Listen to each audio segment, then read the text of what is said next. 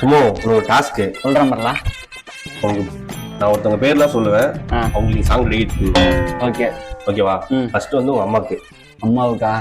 100 சாமிகள் இருந்தாலும் அம்மாவை போதும் போதும் போதும் போதும். அடுத்து வந்து உங்க அப்பாவுக்கு. அப்பாவுக்கா?